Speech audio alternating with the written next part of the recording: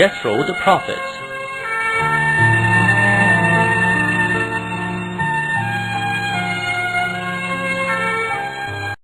The inhabitants of Midian were living in the land of Hijaz and on the borders of Syria, and were making their livings through trade and commercial deals. However, they enjoyed great God's blessings. They had quit worshipping the Almighty and instead started praising some other creatures rather than God. They also had a bad habit of selling their goods less than the due amount.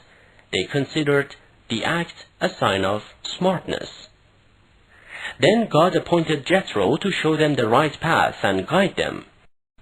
Jethro invited them to worship God quite tenderly and with great kindness, but the Midian people kept ridiculing him and saying, "Are you telling us to reject the old gods which our fathers and ancestors were worshipping?"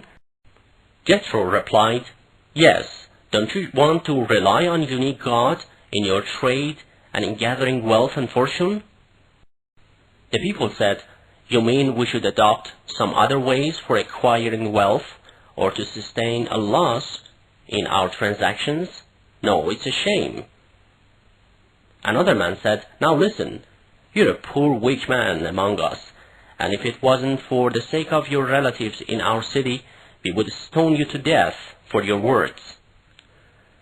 These insulting statements of the people of his tribe did not change anything in Jethro, and he continued the same way of inviting people to God. On the other hand, the people of his tribe did not lose even a single chance in rejecting and disturbing him. They ridiculed them to death. Finally, the people of the tribe went all to Jethro and said, "If you don't quit your religion, we shall exile you and your followers and all those who have trusted in you." Hearing this, Jethro rose his head and said, "O God, these people are not reconcilable and will not be guided, so send down your torment on them."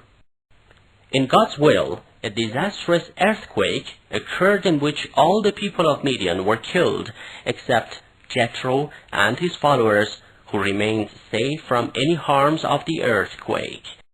After they had been inflicted that great torment, Jethro was missioned to guide the men of Ai, but they also kept telling him, "You have been bewitched. You are a human being just as we are, and we regard you nothing but a liar." Another man said, "If your words are true, destroy a part of the sky and let it fall down on us and kill us all." Jethro's effort to save them was quite useless, and finally God sent down a terribly hot weather for them. Then a cloud appeared in one part of the sky, and all the people gathered in the shade provided by that cloud to save themselves from that terrible heat. At the time when they had all gathered there in the shade of the cloud, it poured down fire on them and destroyed that misled and revolting tribe.